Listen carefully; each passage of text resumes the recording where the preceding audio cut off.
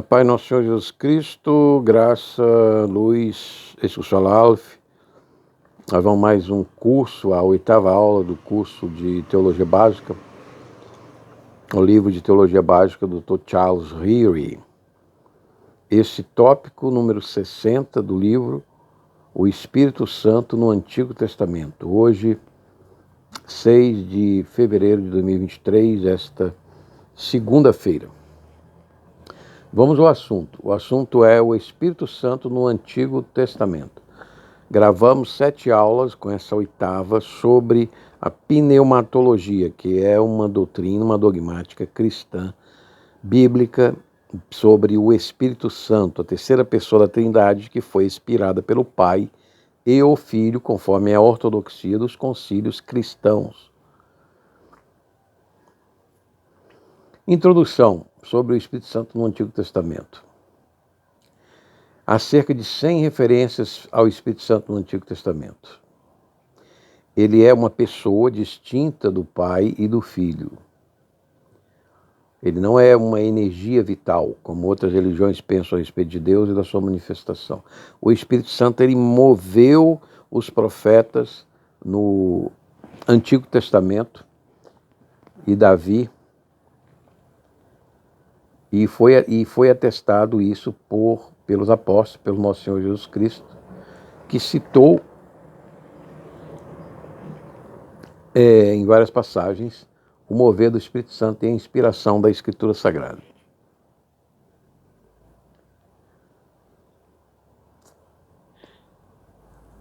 A questão da identidade do Espírito Santo não está muito ligada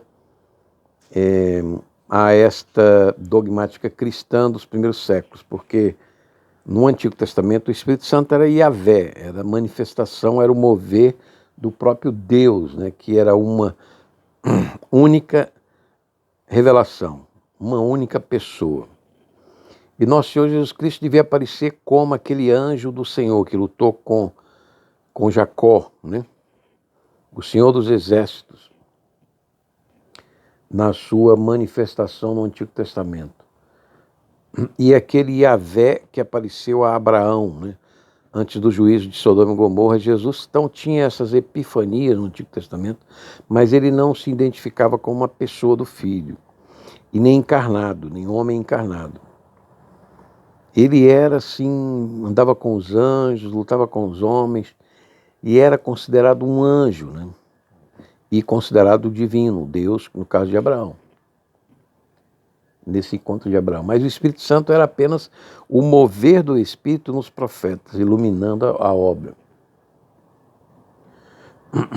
E isso é citado em 2 Pedro 1, 21, Atos 7, 51, esse mover do Espírito no Antigo Testamento.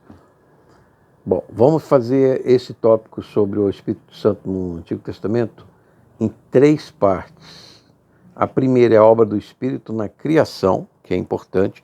A terceira pessoa sempre esteve criando, ou seja, operando a vontade do Pai e o verbo, a instrução. Hoje poderia-se dizer o software, o ápice do verbo Jesus, do Logos. A evidência da obra do Espírito Santo na criação, a obra do Espírito Santo na revelação e na inspiração e a obra do Espírito em relação ao homem. É a terceira parte do que nós vamos abordar sobre a natureza e a identidade do Espírito Santo no Antigo Testamento. No primeiro tópico, a obra do Espírito na criação, nós vemos 7 versículos que falam dos diversos aspectos da obra do Espírito Santo na criação. São em Gênesis, Jó, Salmos 33, Isaías 40. É um sopro. Ele também era dado como um sopro, né?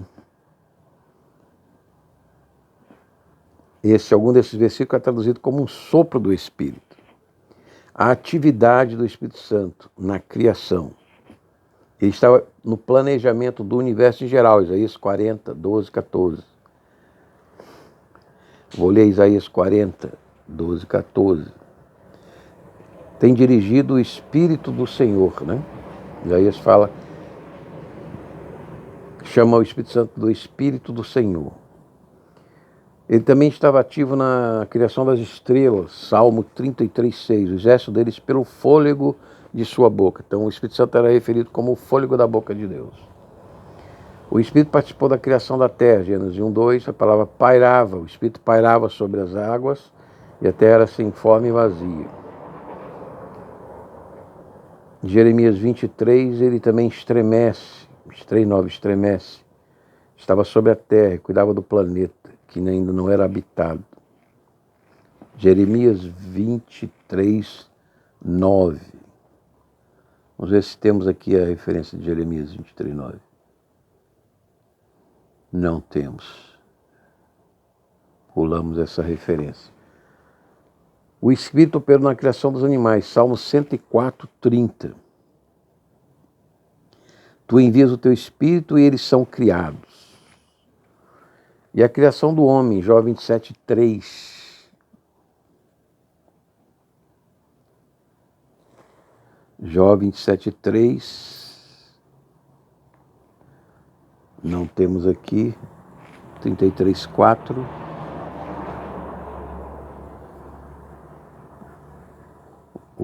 Perdemos aqui a citação. Bom, aqui termina a atividade do Espírito Santo na criação. Vamos para a obra do Espírito Santo na revelação, na inspiração, que é o citado por Pedro em 2 de Pedro 1:21. 2 de Pedro 1:21. À medida que eram movidos pelo Espírito, os profetas eram inspirados. Eles não surgiram as profecias de vontade humana, mas foi com a cooperação do Espírito Santo que os conduzia ao seu entendimento, o seu raciocínio, o seu intelecto. O Espírito falava por meio dos profetas, Miqueias 3:8.